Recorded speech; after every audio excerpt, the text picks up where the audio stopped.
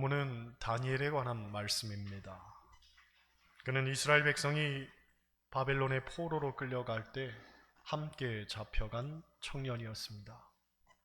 하지만 노예 생활 가운데서도 신실하게 믿음을 지켜서 총리 자리에까지 오른 입지전적인 인물이 되죠. 본문을 보면 다리오 왕은 백성을 다스리기 위해 방백 120명을 세우고 그 위에 총리 셋을 두었는데 다니엘은 바로 그 총리 가운데 하나였습니다. 하지만 이 세 사람 가운데에서도 다니엘이 더 두각을 나타내고 영민했기 때문에 왕은 다니엘로 하여금 온 나라를 다스리게 할 생각을 갖게 됩니다. 그렇게 되니 다른 총리들과 고관들이 얼마나 그를 시기하고 질투했겠습니까?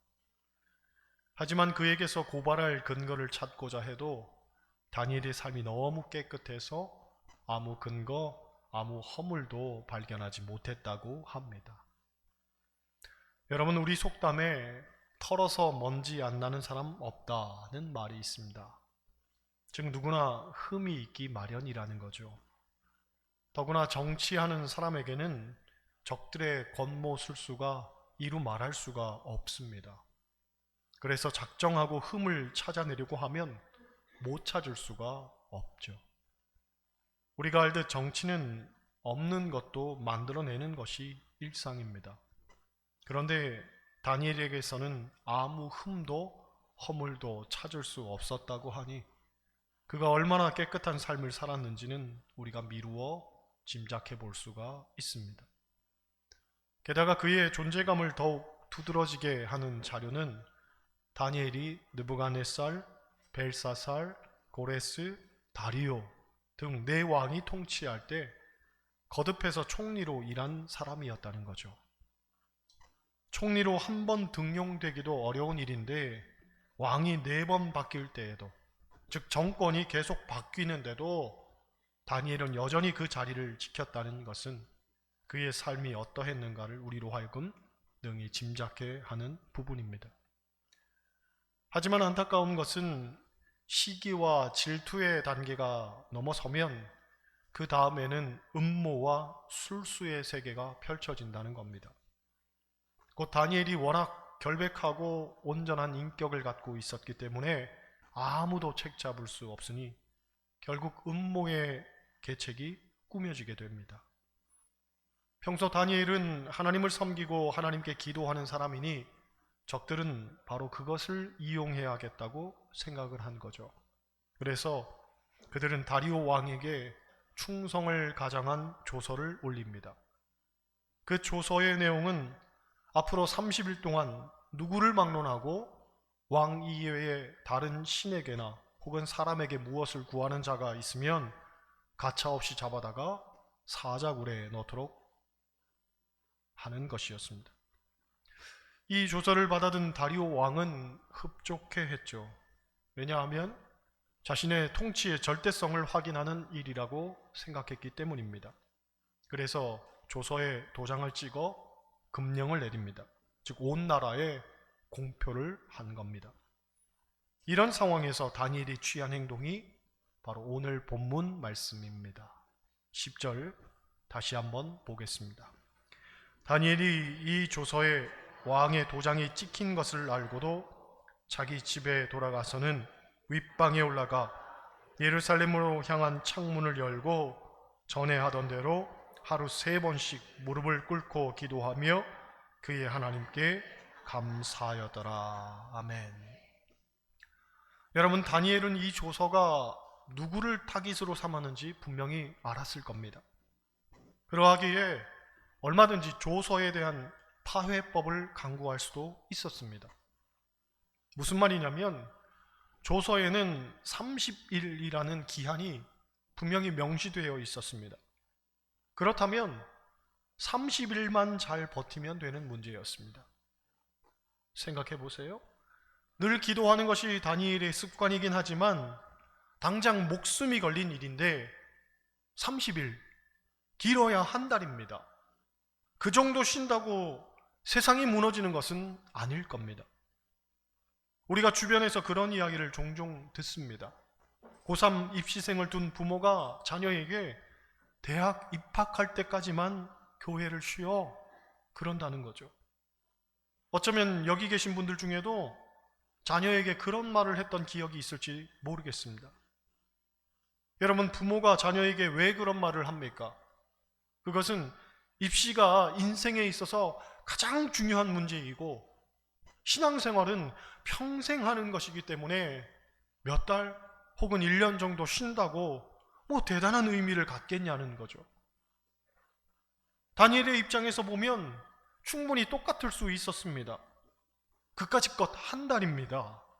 한 달만 쉬면 모든 것은 원래대로 돌아옵니다. 반면 기도를 함으로써 잃게 되는 건 너무나 많습니다. 사실상 전부를 잃게 되는 거죠. 이런 상황에서 다니엘의 선택은 어떠했느냐?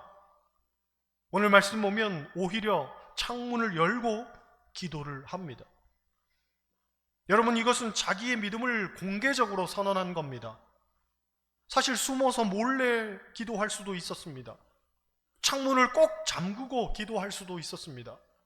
그러나 그는 오히려 창문을 엽니다. 그리고 하나님께 기도하죠. 앞으로 어떤 일이 닥칠지는 알 수 없지만 나는 내 목숨보다 하나님께 기도하는 것이 더 중요하다는 걸 만방에 선포한 겁니다. 여러분, 사람이 살아가는 데에는 원칙이라는 것이 있습니다. 우리 신앙인은 신앙인으로서의 삶의 원칙이 있습니다. 사실 그것을 벗어나면 안 됩니다. 벗어나는 순간 역할은 상실해 버리죠. 일례로 기차는 선로 위를 달려야 합니다. 기차가 선로를 벗어나면 더 이상 기차의 구실을 할 수가 없습니다. 마찬가지로 신앙인도 어떤 상황에서든지 신앙의 원칙을 지키며 살아야 합니다. 그것이 지켜지지 않는다면 그는 더 이상 신앙인이라고 불리어질 수가 없는 거죠. 성경을 보면 선지자 예레미야 시대에 유다 백성들이 하나님의 명령을 배반하고 불순종합니다. 곧 선민으로 살아가야 하는 삶의 원칙에서 벗어나고 있었습니다. 그것에 대해 예레미야는 레갑 족속의 예를 들어 유다의 패역을 책망합니다. 레갑 족속은 선조인 요나답의 결의를 쫓아 영영이 술을 입에 대지 않는 삶을 실행에 옮깁니다. 여러분, 팔레스타인 지역에서 포도주란 생존을 위한 음료입니다.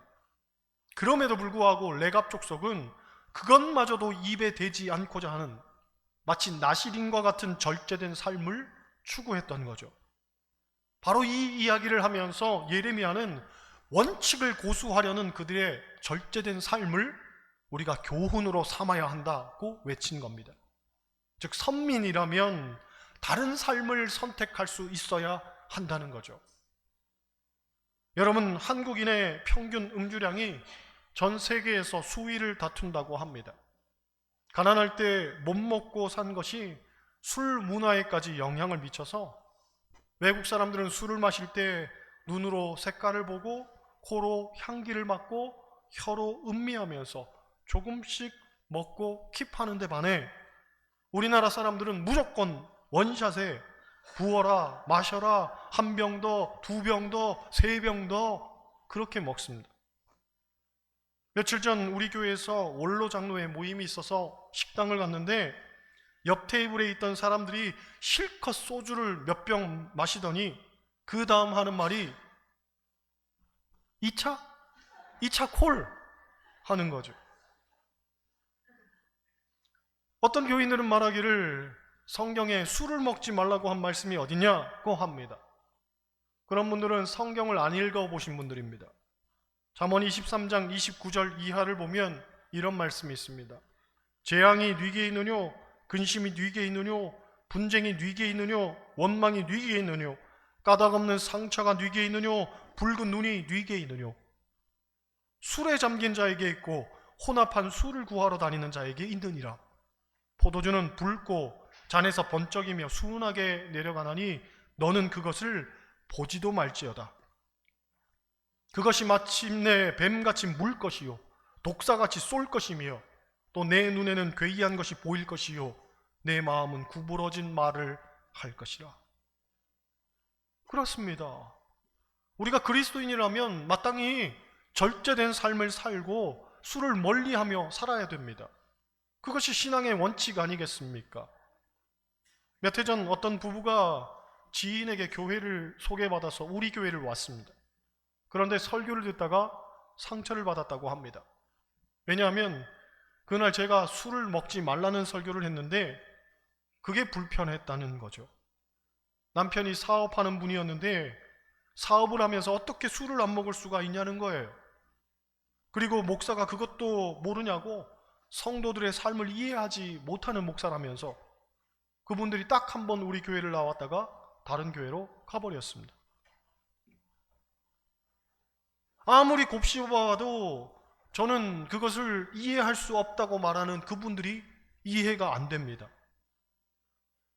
그럼 목사가 설교 강단에서 여러분들 사업하실 때는 건강을 생각해서 술을 조금만 드세요, 이렇게 설교를 해야 되겠습니까? 원칙을 이야기하는 거죠. 우리가 성도요 그리스도인이라면 하나님 앞에서 떳떳해야 할 것 아니겠습니까? 목사가 마시라 말아라 한다고 좌우될 게 아니라 하나님 앞에서 나만의 분명한 신앙의 원칙을 갖고 살아야 한다는 얘기입니다. 사실 정치도 마찬가지죠. 원칙이 있어야 됩니다. 아무리 정치 세계가 권모술수의 세계라고 해도 원칙에서 벗어나면 안 됩니다. 그런데 우리나라 정치가 그게 잘 안 되죠. 꽤 오래전에 미국에서 고어와 부시의 대통령 선거가 있었습니다. 미국의 선거는 우리나라와 방식이 달라서 고어가 부시보다 전체적인 표를 더 얻고도 떨어졌습니다. 그러니 고어 측에서 난리가 났죠. 표를 더 많이 받은 사람이 당선이 되어야 하는 게 아니냐, 이 결과를 수용할 수 없다는 의견이 지배적이었습니다. 이런 상황 속에서 기자가 고어에게 질문을 했는데 그때 고어가 한 말이 저에게는 굉장히 충격이었습니다. 아직도 잊혀지지 않습니다. 기자가 이 선거 결과를 어떻게 받아들이십니까? 하고 물었더니 고어가 말하기를 오늘부터 부시가 우리의 대통령입니다 하고 대답을 했습니다. 그 대답으로 모든 논란이 일거에 종식이 되었죠. 즉 경쟁은 경쟁이고 결과 앞에서는 승복하는 것이 원칙이라는 겁니다. 또 우리가 장사를 해도 상도라는 게 있죠.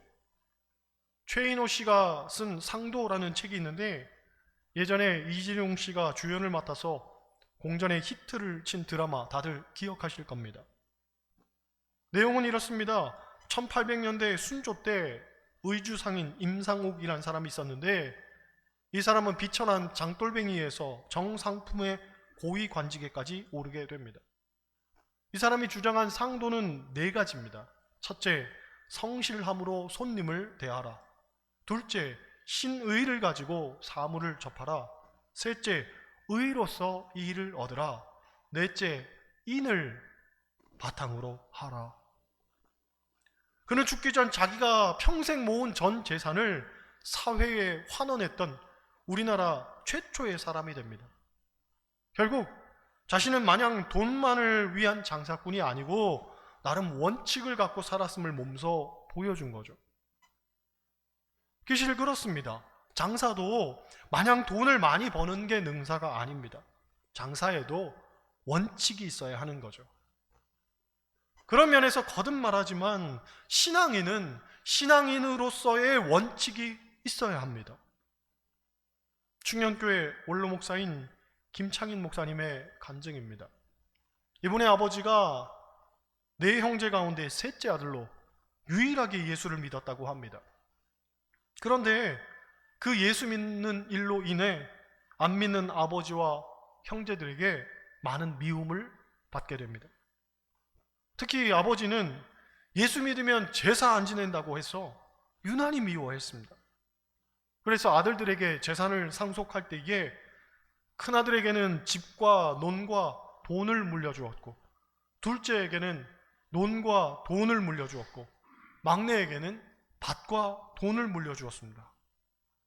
반면 셋째인 이 김창인 목사님의 아버지에게는 단돈 5,000원을 주면서 너 이래도 예수 믿겠냐? 묻더라는 거죠.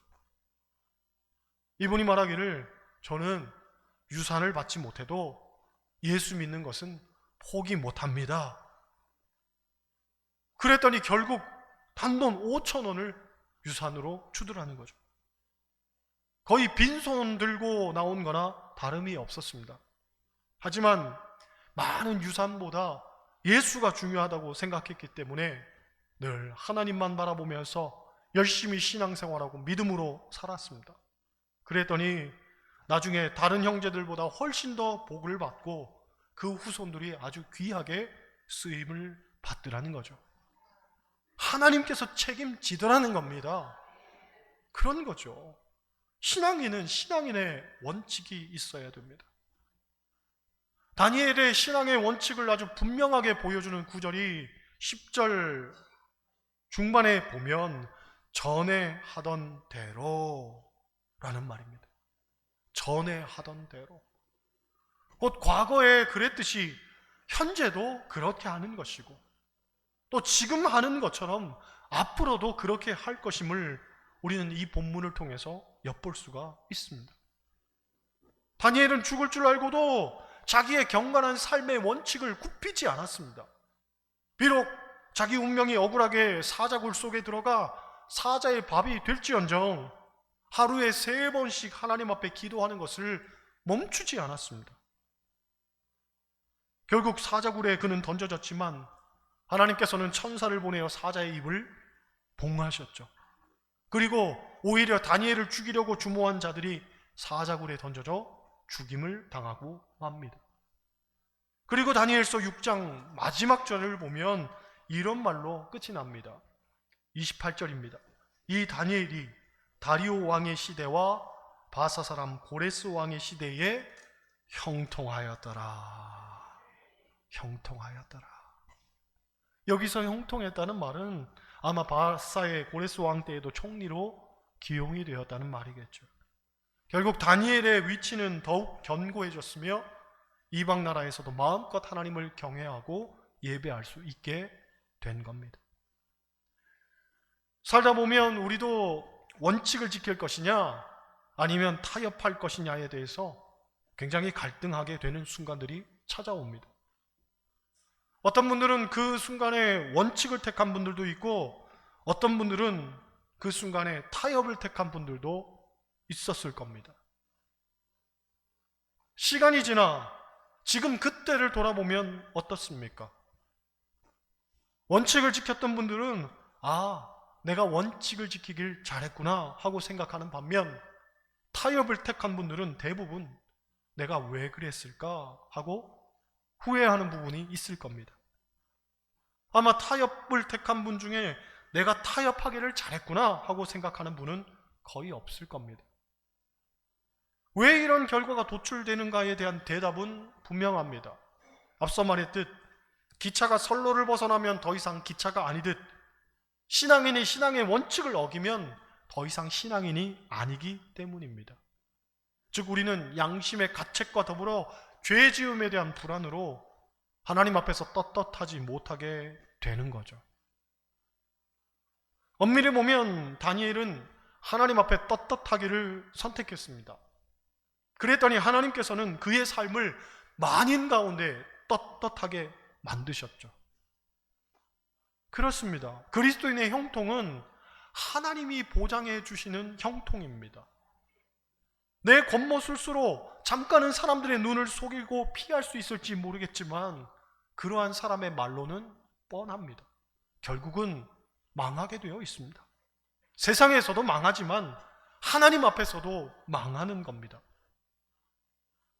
우리가 이런 과오를 범해서는 안 됩니다. 우리도 다니엘처럼 불신앙에 굴하지 말고 세상과 타협하지 말고 신앙과 말씀의 원칙에 서서 하나님 앞에 바르게 살아야 할 줄 믿습니다. 그렇게 하면 하나님께서 여러분들을 지켜주시고 형통케 하실 줄로 믿습니다. 바라기는 어떤 상황 속에서도 믿음을 저버리지 마시고 믿음의 원칙을 가지고 사시기를 바랍니다. 신앙인은 신앙인이 가야 할 삶의 원칙이 있습니다. 늘 기도하며 하나님만 바라보고 사는 저와 여러분들 되시기를 주님의 이름으로 간절히 축원합니다. 기도하겠습니다.